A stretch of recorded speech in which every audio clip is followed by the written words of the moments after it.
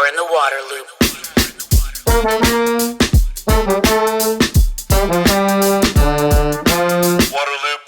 Waterloop. Hi, this is Travis with Waterloop. I'm a huge fan of High Sierra showerheads for many reasons, including how they are incredibly water efficient, they provide tremendous water pressure, and they're made from solid metal with no plastic parts. I also love supporting a small business that's based in the High Sierra foothills, where their team designs and assembles all of the shower heads with parts from suppliers in California. This is a U.S. company. I've spent time talking with owner David Malcolm. He's concerned about the pressures facing our water resources and wants to make a difference. That's why he's focused his company on water conservation and energy efficiency. High Sierra Showerheads is exactly the type of product and company that's worth our support.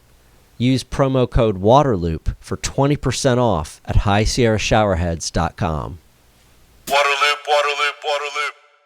Welcome to Waterloop. This is Travis. Joined for this episode by Bill Teichmiller. He is CEO of EJ Water Trust. Bill, I am glad that we finally caught up for a conversation after me being aware of what you're doing for many years. Looking forward to talking about this with you. Yeah, Travis, thanks, and I appreciate you reaching out, and this is going to be a lot of fun and exciting. So I'm glad to be here, and hopefully we'll add some value and depth to your listeners. Absolutely. So I'm curious about the problem that you all set to solve with EJ Water Trust. What was the issue or the issues out there that led to your organization? So I will have to go back a little bit further than the trust. There's an entity called the EJ Water Cooperative. And it's a not-for-profit, just like the EJ Water Trust is. But there's distinct differences. The trust, of course, is organized just like an agricultural co-op or electric co-op. A lot of folks in rural America are familiar with those models. But the members own and vote in the board of the co-op. And then over years, once the debt's paid off, there's capital credits. So it's this idea of sharing the profit, and you get remunerated capital credits, once debts are paid off. And then you have the trust model, which is basically, I would almost call it like the Red Cross. So the Red Cross is a national organization. And of course, then you have, state chapters, if you will, that kind of break it down. So how the trust happens, the co-op's been here for about 31 years. Okay. And so we've successfully grown from a very small, originally this was started because there wasn't good potable water during drought times. We just don't have good groundwater. And for folks that don't know, you're in Illinois. Yeah, we're in South Central Illinois, about halfway between St. Louis and Indianapolis along Interstate 70. So most people are familiar with Interstate 70. It starts around Baltimore and heads out to Denver. And so it's one of the main arteries, the east-west arteries in our nation. And so, because like with most problems, a lot of people talk, and our founder, Delbert Munn, is always famous to say, and he passed away earlier this year, but he had made a comment that a lot of people just talk, but very few people do anything about it. And one of the things that Delbert is just so famously known for is he's a doer. And so he got a bunch of people together, and they decided we got to do something about this. And so back in basically 1988-89, they started the EJ Water Cooperative. And ironically, he was the president of Norris Electric Co-op, which was our local rural electric co-op provider. So he already understood, what a utility co-op is. And really, we employed the case method, which is copy and steal everything. And so we basically, copied everything that Norris Electric was, because why reinvent it? And so that is where the model started initially. And so we've been kind of chugging along here, and we're between our contract business and the utility side. We basically have two different sides of the co-op. We are responsible, if you will, for about 70,000 people, rough math. Something like 35,000 accounts. And it varies. I mean, it's either we provide retail water, we wholesale water to the community, or we literally manage and operate or do back office type work for about I think somewhere around 25 utilities, and they're all pretty small. Although we do have one large city that we contract superintendent. But so the trust. So how this happens is we've had different people look at us and say, "Hey, that's kind of working. How does it work? Why won't it?" And I've had people, ironically, even from the EPA and others, kind of say, "How do you nationalize this model? What does that look like to nationalize the model?" And so, ironically, a gentleman from University of Pennsylvania, grad student, I get a referral, and he calls up and he says, "Hey, he wants to ask me questions." And so he starts asking me questions. This has been a couple of years ago. And I think he was getting his master's in non-for-profit leadership. I believe that was the actual curriculum. And so he starts doing research. And of course, as we talk and as we're talking, you're thinking and asking questions. And of course, I thought I was talking to someone in their 20s, grad student. Little did I know it was a older gentleman like me, right? And so he had a little bit of grant money, so he flew out here, which impressed me because I was like, "Dang, you got," because he wanted to see it. Yeah. And so he came out, and I was very impressed with him and his work. And one of the Achilles heels that he felt through his research was that, one of the both it's a strength and a weakness, if you will, is that the co-op members vote the board. But if you think about a co-op in multiple states, how do you have a board for multiple states? Now, you'll see that in agriculture a little bit, but in agriculture, you're talking about, say, 5, 8, 10,000 farms, as opposed to, say, 1 million. I'm making the number up, million, right? And the idea is, how would you have a board in a governance model like that? And so he kind of came back to a trust. And one of the big things that the trust idea was that it's a charitable, foundation. So it could take charitable receipts from, say, wealthy families or philanthropy, that type of thing. And see, as a co-op, we're not allowed to take that money. Now, we rely on, grants for capital improvements, both from, USDA and the EPA and through the CDBG, which is a HUD program. Those go into the co-op. They can go into the co-op. So we're eligible for all those programs, but we're not eligible to take any kind of philanthropy. And so that does provide something a lot different than what we can do. And so the idea of the trust was this manner of taking and, for lack of a better word, copying and pasting, if you will, the intellectual property and the lessons learned and best practices of what we're doing every day, in trying to replicate that out on a national scope. And so that has really been, the bones of how the trust happened, what our thought was. And the play on words, EJ, doesn't mean a lot to folks really anymore. But originally the word EJ stood for Effingham and Jasper County, which was the two counties we started. But it's also play on words because, today a lot of folks are interested in environmental justice. So we've been kind of playing around with this EJ concept in environmental justice, but then also paying honor to the very organization that kind of helped birth it, if you will, by, the thought. And so that's kind of this play on words of EJ being both the co-op, locally, but yet nationally on the trust. Sure. So I hope that kind of clears that up. Absolutely. On the co-op, so when it was formed about 30 years ago, a little more than 30 years ago, why? What was the need? What was the driver with water in these communities that said, "Hey, we need to take this different approach"? Yeah. So for your listeners, there was basically, and this is going back into your, back to school. We're going to go back to school. Let's do it. Let's go back to school. So the first glacier kind of ran through the U.S., right? The second glacier stops. So in Illinois, it stops about halfway through. And for local folks, they call that the black dirt line. And so why is that important? Well, the black dirt line was glacial till. And not only is it better for farming up north, but it also generates The glacial till is also the geology, and I'm not a geologist, but it also generates the ability for groundwater to be readily accessible. And so up north, a lot of wells. I mean, I grew up in northern Illinois, just off the Wisconsin border, and we did not live in town. We lived in a subdivision, and my mom and dad, we had a real deep well. So I was very familiar with what wells were. But when I met my wife and we moved down to central Illinois, and south of the black dirt line now, right? There's not good groundwater, and so a lot of cisterns, a lot of shallow wells. So everything's fine in the winter. Everything's fine if it's raining a lot, but the wheels come off when it's dry, and you've got drought.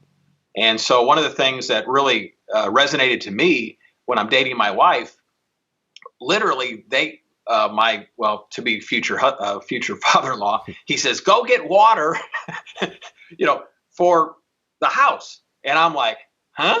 I mean, it never even this is like 20th century, man. Is this a trick here? Is this a test? Is this a trick here? Exactly. So I was blown away, and I'm just, I'm in college back in the, this is way before the water career. And so I really was blown away, 20th century, and they're going to get drinking water, to run the shower and, all that kind of thing.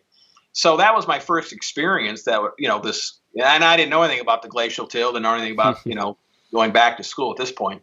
But those were kind of my bones. And then the bones of the area really were, again, people were literally having to drive to get drinking water. So locally, in our little town of Dietrich, which is a real small town, they couldn't flush the toilet at the school.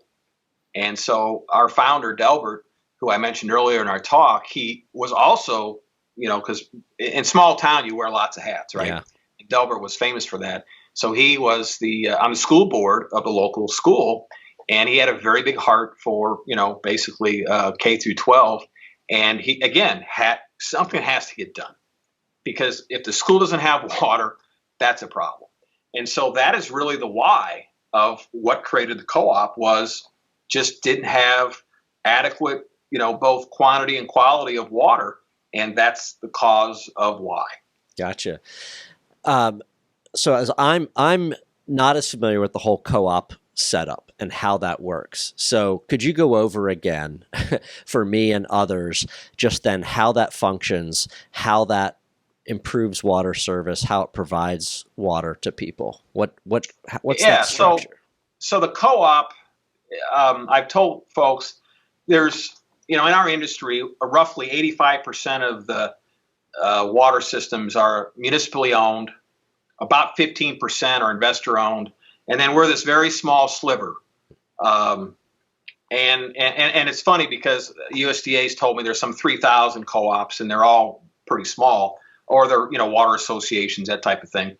But there's just a handful of larger ones that kind of get to scale, and of course we're one of them. So the main difference, if you will, is if you're municipally owned, typically your local district or municipal entity owns the utility. Although the ownership's there, but the actual municipality doesn't pay the bills. It's the ratepayers that pay the bills. So it's kind of this strange, and I don't call it strange, but it's a one-off. In other words, the ratepayers pay the city, and the city pays for the utility, even though the city really owns it. And the input that the citizenry have is through the elected, the commission or elected officials, whether it's a board of trustees or city council or whatever the makeup of the city is. And districts are the same way. Basically the board represents those citizenry. So, but the ratepayers don't own the utility in the municipal model, right?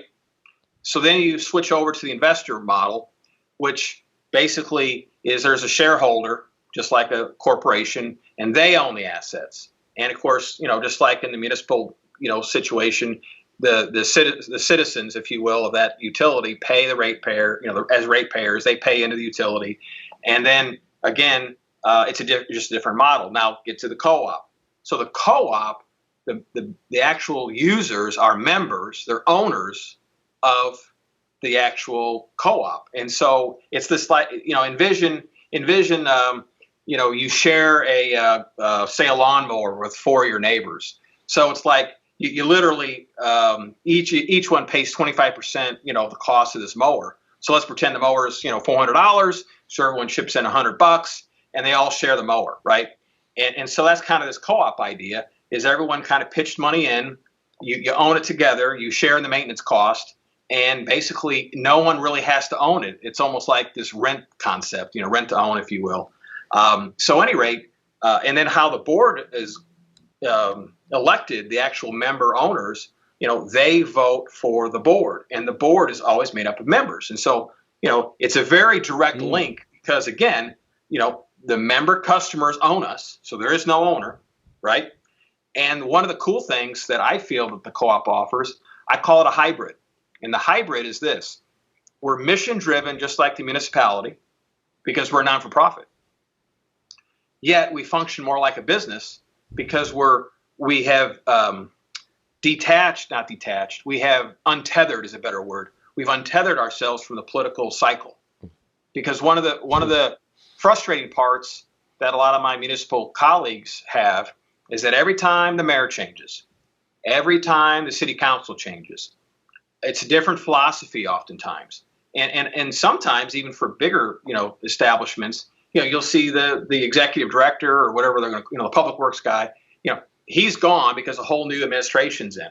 And so you've got this up and down of the utility, and it's really tough to make very long haul decisions when you've got a very short, horizon, which is typically a political horizon that's being established. So it's really difficult. And then also, too, you got to remember the mayor or the elected officials, they're trying to run a town, right? They got police and fire and streets and all these, complicated things. And then the utility is kind of this little thing over here to the side, because one thing that's interesting about water, wastewater, it's all underground, right? You drive by, you see that water tower in the air, but you really had no idea what the hell that thing really is, right? Other than, the city names on it. Right. And there's really not this attachment for the local folks to really understand what the utility is, because again, you go, you turn on the shower, you brush your teeth, somehow that water magically comes from wherever it comes from, it jumps in the pipe, blows out the faucet. And then, of course, on the wastewater side, it's even funnier. Somehow it just goes on that drain, and we have no idea where it goes, right? Gone. Yeah. Puff the magic dragon, right? So that is always the funny part, but it's also the sad part because folks really don't understand the convenience that a lot of developing countries, even to this day, don't have that level of infrastructure. And it's just a fascinating thing that happens. Yeah. So I hope that for listeners, they kind of understand that. It helped me tremendously. So again, how many people are part of the EJ Water Cooperative? How many customers? How much water are we talking about? So, well, in our case, on the water side, so I'm gonna talk about the utility side of our business, not the contract service side of the business. Okay. So on the utility side, we have about 13,000 retail members. So these are direct retail customers or connections, and they're members. And then we have another class, which is our wholesale class. And we wholesale to about 10,000 more customers. So in other words, it's like a member's member. We'll sell water to a town who might have anywhere from, say 500 to 1,000, 1,500, customers. And so when you aggregate all those, it's roughly about 10,000 is the number, pretty close. And then we also wholesale water to other co-ops and other districts. So it's not just municipalities. And, and again, as I mentioned earlier in our talk, because this is an area that doesn't have a lot of groundwater, the surface water game is a much different game because it has to be done at scale because of cost and economics. And so generally it's like think about it for your listeners, like say an airport. You don't build an airport in every single town. Right. You all regionalize that. And so the same thing when it comes to trade, you're trying to regionalize, services such as, in this case, water treatment. So that's kind of how that's being done. There's a couple things that you all talk about on your website that I'm curious, just want to dig into a little bit. And that's the idea that through this model, there's better service and lower rates. Could you explain that? Yeah, so the service and the rate issue, we typically can operate at about 30% less cost than, say, our investor-owned cousins. And it's very easy why. We don't pay income tax, we don't pay sales tax, and we don't pay real estate taxes. So as a tax-exempt entity, we're not paying those taxes, which is identical to the municipalities. The municipalities are not paying those taxes either. So we're treated from a tax perspective just like a municipality. So if you will, that's an unfair advantage that we have from our investor-owned friends. But then the service side of this comes over here. Because we're a larger entity and we're doing things at scale, our service tends to be much more innovative. And so as an example, we were one of the first utilities in Illinois to provide text notification of boil orders and texting people what their water bill is. So, everyone gets a text saying how much you owe. It'll also give you a text, oh, your payment went through and your balance is zero. And so that simple notification is very familiar with folks that, do business with Verizon or Dish Network or, some of your more at scale, utilities. But when you get over into a very bifurcated, water space, it's extremely difficult for anyone at the city council to go in and say, hey, by the way, I would like to spend, say $10,000 on an IVR system. And the mayor and the city council are going to say, what do you need that for? Right? Not necessary, right? That's just not necessary. Yeah. Right. Yeah, because I got to buy taser guns for the police department. Or, there's such higher priorities that, a lot of city councils are dealing with. And so you never get to a point where you can really innovate. And it's not the fault of necessarily the desire of the folks that work there. It's just that they don't have that kind of support to say, hey, we would like to provide chat within the website for the call center. Well, now this happens every day, say at American Water, right? Might happen every day at Verizon or, some of the big telcos or say your electric, company. But when it comes to water, no one's making those kinds of investments in technology. And so that's why we tend to provide better service because we just have more tools available to us. Sure. And when we say better service, it's more in terms of our marketplace is smaller towns. So when you look at, we have our own lab, right? Nobody in here in our area, except you get to the bigger towns, really has a lab. We have obviously a safety director. Well, again, because of the smaller utilities, nobody really has a safety director. And the list just goes on and on and on and on and on. And so that's kind of why we're able to provide better service because, again, we're doing it at a larger scale. Makes a ton of sense. Another thing you talk about is the quality of your water, exceeding safety standards. Could you expand on that? Yeah, we've got a couple of folks on the team that are just crazy about water, which is why, that's what you want, right? So I'm proud to say our flagship plant, which is called the Delbert Munn plant, which is named after our founder, it's won the best tasting water in Illinois, 2 of the last 10 years. And believe it or not, a lot of listeners may not know there's literally a water tasting contest, just like you have a wine tasting contest or a beer tasting contest or a bourbon tasting contest. So there are water tasting contests. Not all water tastes the same, right? Not all water tastes the same. So we won in 2 different organizations. One was Rural Water, which is a trade association that mainly represents smaller water systems throughout the U.S. And then also through the American Water Works Association through the state chapter. So we've won in both associations, and it was a great honor to have that. And it also, aside from the award, it lets a lot of our member, customers really understand that we take this thing serious. I mean, we spend quite a bit of money well beyond compliance costs that we want to make sure our water is the best it can be. And so that's kind of our main drive because oftentimes, at least this gets into the value proposition of water. To me, it doesn't sometimes take a lot of extra to make the water even better. So our idea has always been if we can make the water quality, several layers more than what is necessary, you're never going to have a problem with people understanding that, hey, this water tastes great. But now there are some people that would be more cost contentious to say, well, you're over treating the water. So therefore you're spending too much money. But those are folks that really want to live it right on the edge. And we've decided we're not going to, and this is also the board of directors, they don't want to live life on the edge.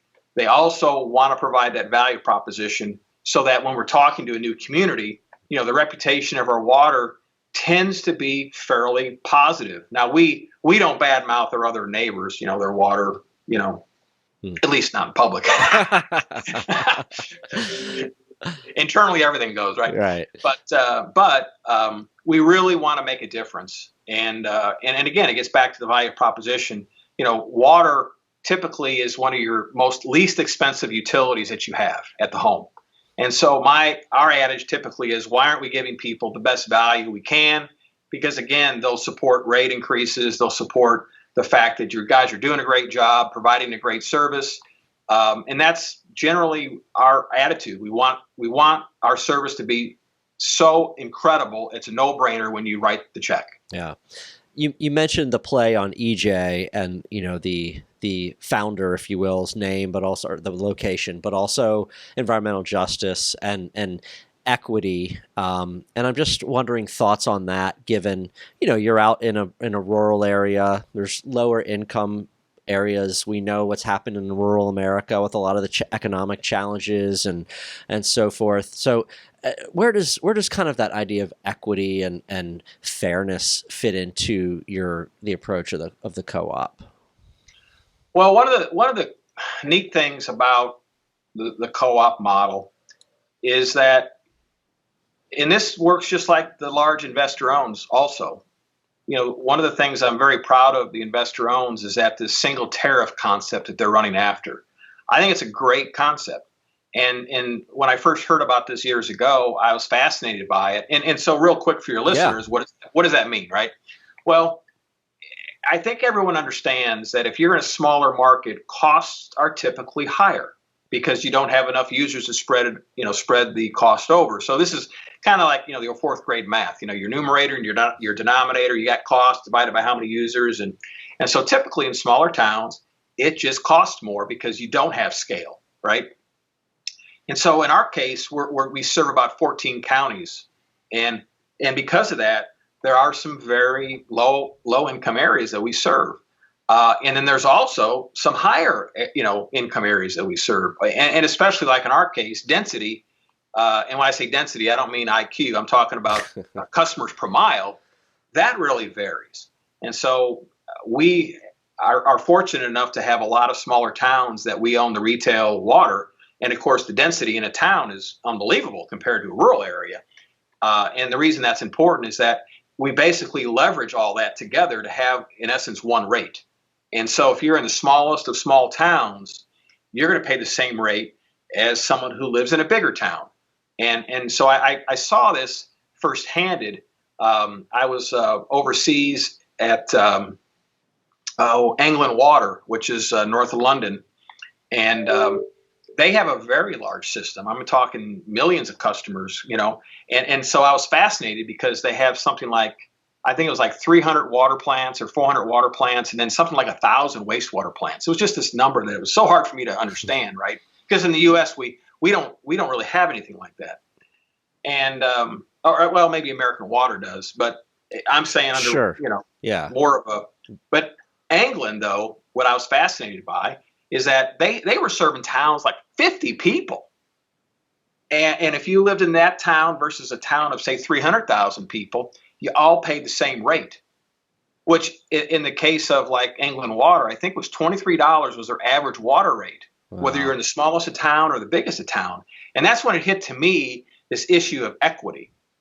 And because the issue that I feel or face is that in the smallest of towns, or even in your areas of low and lowest moderate income, if you can do things at scale, you can do things in a way that it makes it extremely affordable. The problem is that if you're not at scale, plus you're serving a low income area, it's kind of this have and have nots, and that's always the argument. But the counterbalance to that is a lot of your municipalities, because of even some state legislation, there's not this idea, hey, we've got all this and we're not going to share it with you because we can't allocate that, right? So oftentimes, but I always tell people all those rules are all man-made. I mean, they're not biblical, right? I mean, they didn't come down from some, they are man-made rules and laws. And I get the purpose of some of them, but I think when it gets into like equity and some of the challenges that we're facing, I think we have to challenge ourselves and review and look at why did we have those rules, and do those rules serve us going forward? Because I think this equity issue is a big challenge for us. And even the idea of not shutting people off, right? Or how do we have a service that you provide a limited service, which is mainly for health and safety, right? But then if you want to have the full service, then it's a different kind of number. Well, the issue you get into for a lot of our friends in the industry, it is extremely, I would almost go to say impossible to thread that needle because it's so complicated. And then it gets so polarized, and it becomes almost impossible to agree on a strategy or methodology. And so I think one of the challenges is, and that's why I think the beauty of the co-op and even the trust has an opportunity to go beyond the political, geofence, if you will, of one town. And then you've got the neighboring town that doesn't have the income or doesn't have the sophistication or whatever all it is. But it's this idea of sharing those resources across, for a lot of these towns are enemies, right? Because Rivals, I ain't going to serve you, and blah blah blah, or you beat me in football, and I don't like you for the rest of my life, and that stuff really plays out, and so I think that's one of the beauties of the co-op. Because again, let me get back to like an airport, right?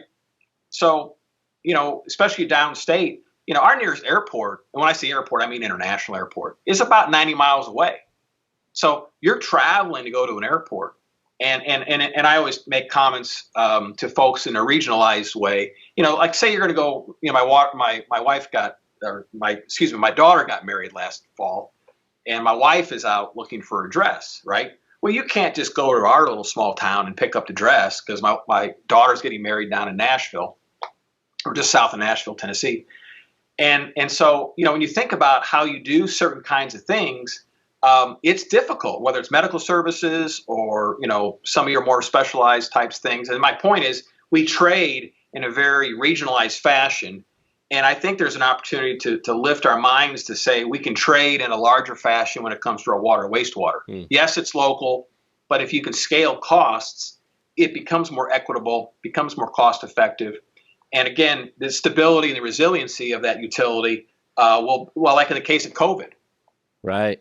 When you're a utility of, say, 2 or 3 employees, one person gets COVID, you've lost 1/3 of your workforce. Right. 1/3. Right. I mean, we had 2 team members get COVID here.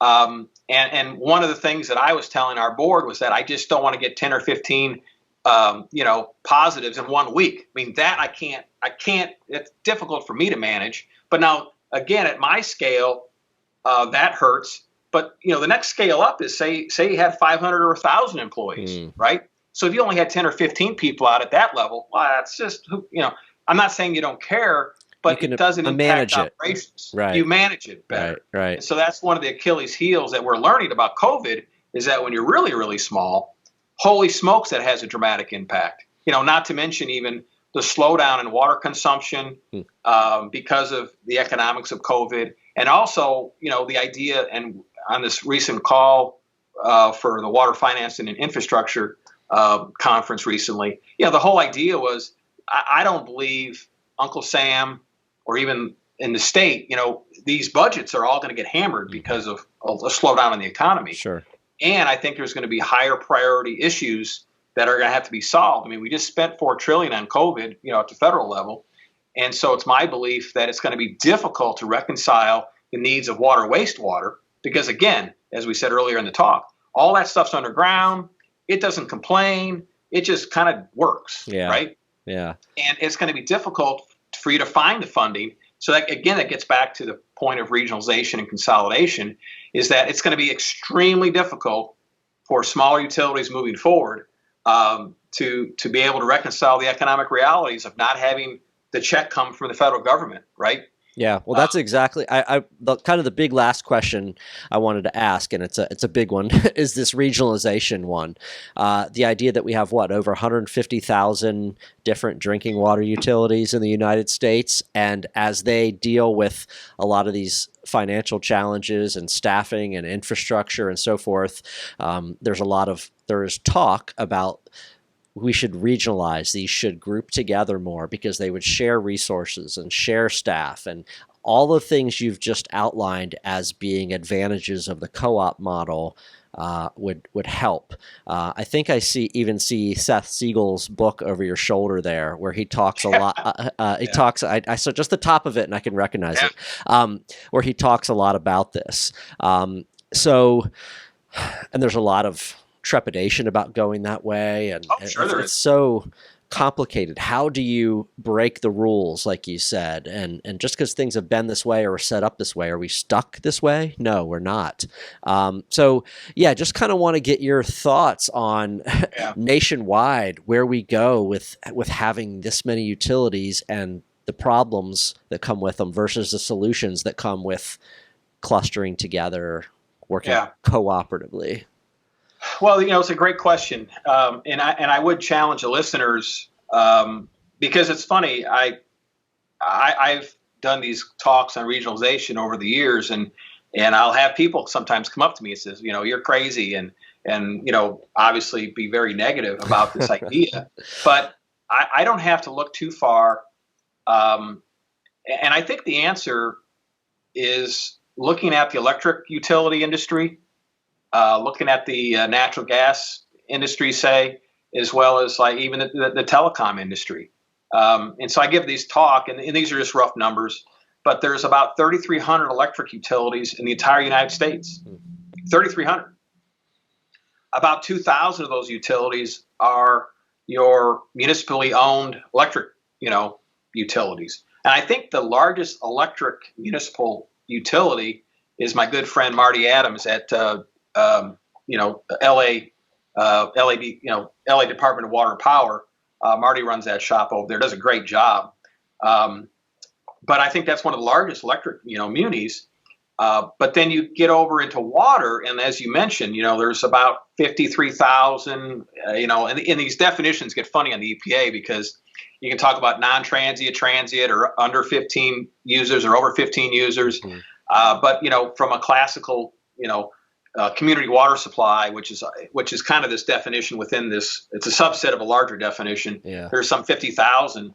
I don't know why I rounded up. I added 100 on the front of that. I said 153,000. Maybe I'm thinking there's a lot of them. Yeah, there is. Well, we call that preacher count around here. Everyone adds up. How many people were there on Sunday? Well, it's bigger, but it's a ton. Yeah. And I think the listeners, if they thought about, if you were to start this business today, would you do it this way?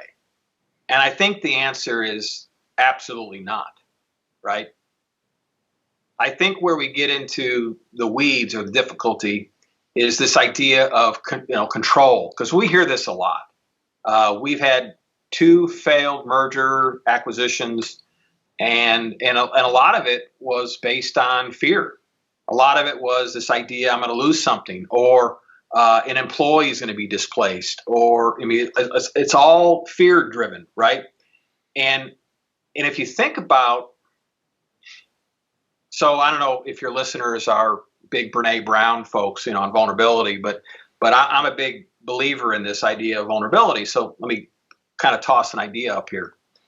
If you're not insecure and you're not fearful of the future, you tend to be much more open. Your heart's open, your mind's open, and you're open to the possibility, right? And that's kind of where it starts. You have to be open to the possibility, because a lot of times, especially in a rural market, but this is even true of, say, suburban markets. I said earlier on the call, I grew up in northern Illinois, and so I'm very familiar with Chicago. And there's some 135 suburbs in and around Chicago. And it's a fascinating model. And so let me share this with the listeners, because folks may not know this or even care. But on the wastewater side, there's this entity called Metropolitan Water Reclamation District, MWRD, and it's a fascinating organization. A good friend of mine, David St. Pierre, used to be the lead there, and I got to know David fairly well. And why I'm fascinated by the model is it's not only the city of Chicago, it's all 135 suburbs under this one massive district. And so I asked David once, I said, what's your average sewer bill? Now, that's a funny thing because in the case of MWRD, they don't actually charge a sewer bill like monthly like you do water. It's buried into your ad valorem tax, your property tax. So people don't really know what they're paying because it's kind of buried in that levy. But he told me, this has been a few years ago, that the average house pays about $16 for wastewater. And I'm like, that's a pretty good deal. Yeah. Right? Because it's not only wastewater, but it's also stormwater, because guess what? They're a CSO community, combined sewer. So they're managing both groundwater and surface water. And it's not just MPDS permits, it's also MS4. So, it gets kind of complicated pretty quick. But I was fascinated by that. And I'll flip over into the water. The city of Chicago has the city water, management. I can't exactly remember the exact name of it, but they own the water system in the city of Chicago, and then they wholesale water to all the suburbs, not all of them, but the majority of them. So you've got this really strange difference between the two, and of course gets into why would you do that? Well, wastewater, there's a lot of regionalized systems in wastewater. I know Minneapolis runs a great system up there. I'm thinking down in St. Louis and MSD. So you've got a lot of examples of more regionalized solutions on the wastewater, because I don't think people get attached to wastewater. A lot of times it's like, hey, you want to take care of that? My good friend Andy Cricken ran Camden, New Jersey, outside of Philly, and he shared with me he took 53 smaller wastewater plants and then consolidated into one large plant. And the win-win was he rolled back an enormous amount of costs. And he did it in such a way that he never had to have rate increases, because as he was saving money, the savings paid for the CapEx, and the ratepayers never had to go there. So it's an incredible model. And I guess that's why I'm such a big fan of what Andy did at Camden, is because those type of leaders exist in our industry, and they excite me because they see it, they implement it, and then they make it happen. And so that gets super powerful. So where I see the vision of this, it's having the ability to share, hey, look, we got to get the numbers down. And if we go together, we can do it together. Mm-hmm. And again, I alluded to earlier about, federal funding and state funding. The funding is going to cause a lot of this. I think also what's going to cause it is, emerging contaminants that are coming and more complicated compliance that's coming. One of the things that we're facing here in Illinois is this whole corrosion control study stuff. And it's an outgrowth of Flint, Michigan, which, a horrible situation that happened in our industry. But, I've been laughingly saying within, my friends, we're going to have chemical engineers here someday, because it's where the industry is kind of going. And so I see a lot of need for more, highly specialized, people. We have a business analyst now on staff, and all he's doing, why would a utility have a business analyst, right? Well, it's all big data. Yeah. And so he's uncovering stories that we can't see. He's using tools that big corporations use. And again, it gets back to this idea of scale, because I think you have to be a certain size utility to even have the ability to hire somebody in, get that person excited enough with our space, but then actually make a difference, because beneath all these numbers, there's a story that'll help us understand how to manage better. I think there's opportunities with, artificial intelligence. Some people are afraid of it, but then others, like myself, we're kind of embracing this technological change that's happening. And I think the other big thing that's happening is customers' expectations are dramatically changing. I call it the Amazon effect. So you're used to, when the delivery comes, you get an email immediately saying, oh, your thing shipped or your thing arrived. And you think about it in terms of like when we roll a truck for a work order. Well, are we emailing or texting the customer to say, hey, our guy will be out there at 10:30ish. And then when he leaves, this is the report. And I think the reasons why that kind of stuff's important is that the customer expectation is demanding more transparency, better communication, and a better handle on what the heck's going on. And because people really are interested in where's our water come from, and who are you people, and and how does this all work? Sure. So I think those types of things are going to cause workforce, technology, customer expectation, compliance, and obviously funding and economics. It's like that movie Perfect Storm, right? Exactly. It's going to drive everything towards regionalization to co-ops or whatever it might be. Yeah. Yeah, and I tell people all along, I think of course I'm promoting the co-op way, but an investor-owned way, or say even a larger district, if you will, that's multiple municipal boundary type districts. So there are some very effective large districts that work. Sure. But what I've seen how they work the best is when they're untethered from the city council. They're not a department of the city. They're actually on their own.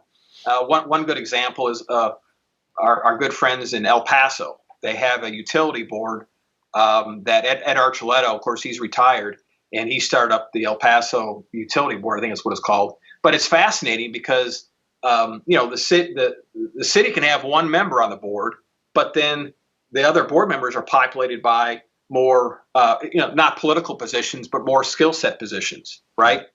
And it allows the utility to be less political and more delivering the basically the goods or the services that people need and want every day. Makes a lot of sense. Well, Bill, this was tremendously informative for me. I really appreciate it. I have a much better, I feel, understanding of your model and its advantages now. So I appreciate your time and the information so much. Yeah, we had a lot of fun, Travis, and hopefully you'll ask me back. We can unpack a few other things. There's a lot of things in this industry to unpack. So yeah, sounds good. We'll do it. I appreciate your time. All right, thanks. Thanks, bye-bye. Waterloop. The Waterloop podcast is brought to you by High Sierra Showerheads, the smart and stylish way to save water, energy, and money while enjoying a powerful shower. Use promo code Waterloop for 20% off at highsierrashowerheads.com. You're in the Waterloop.